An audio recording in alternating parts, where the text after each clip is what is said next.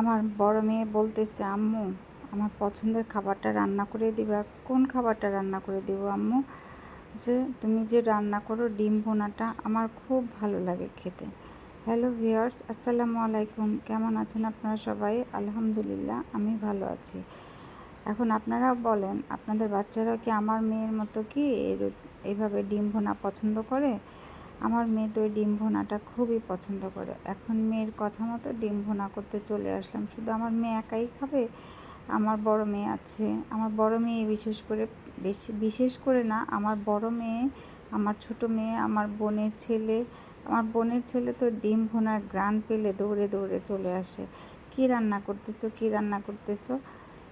তারপরে এই তো রান্নার প্রিপারেশন নিয়ে নিলাম।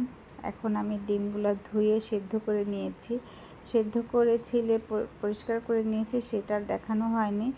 এখন আমি কড়াইতে তেল গরম করে প্রথমে আমি দিয়ে দিলাম এলাচ, দারুচিনি আর তেজপাতা, লবঙ্গ।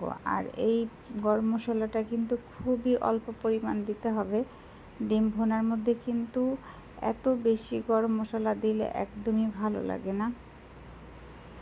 তাছাড়া কে কেমন খায় আমি জানি না, কিন্তু আমি ডিম ভুনা করলে খুবই অল্প মশলা দেই, একদম ঘন, অনেক বেশি মশলা দেই না। আর পেঁয়াজের পরিমাণটা বেশি দেই, কারণ আমার দুই মেয়ে, আমার বোনের ছেলে মেয়ে, তারপর আমার হাজব্যান্ড, এরা কিন্তু পেঁয়াজটা অনেক পছন্দ করে। এই জন্য পেঁয়াজের পরিমাণটা আমি একটু বেশি দিই। তারপর এখানে দিয়ে দিলাম, পেঁয়াজটা একটু ভাজা হয়ে গেছে। ভাজা হয়ে গেলে আমি মশলাগুলো দিয়ে দিলাম। আর ডিম ভুনা করতে কি লাগে, মাংস রান্না করতে যাই লাগে, ডিম ভুনা করতে কিন্তু তাই লাগে। প্রথমে আমি আদা রসুন বাটা, এলাচ, দারুচিনি তো আগেই দিয়েছি, হলুদ গুঁড়ো, মরিচ গুঁড়ো আর জিরার গুঁড়ো দিয়েছি। ধনে গুঁড়োটা কিন্তু আমি একদমই দিইনি। ধনে গুঁড়োটা দিলে না কেমন জানি একটা ফ্লেভার আসে, সেটা আমার আবার একটু ভালো লাগে না। শুধু আমার না, তো আপনাদের সঙ্গে কথা বলতে বলতে আমার কিন্তু ডিম রান্নাটা প্রায় হয়ে আসছে, কষানো হয়ে গেছে। ডিম অল্প পরিমাণ ঝোল দিয়েছে, যে তেল উঠে আসছে।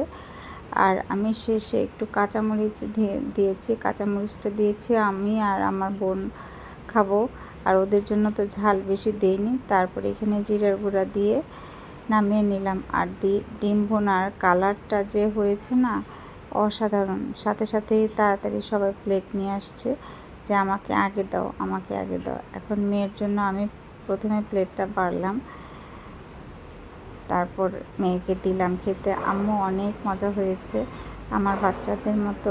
আপনাদের বাচ্চারা কি খায় কমেন্ট করে জানাবেন। আল্লাহ হাফেজ।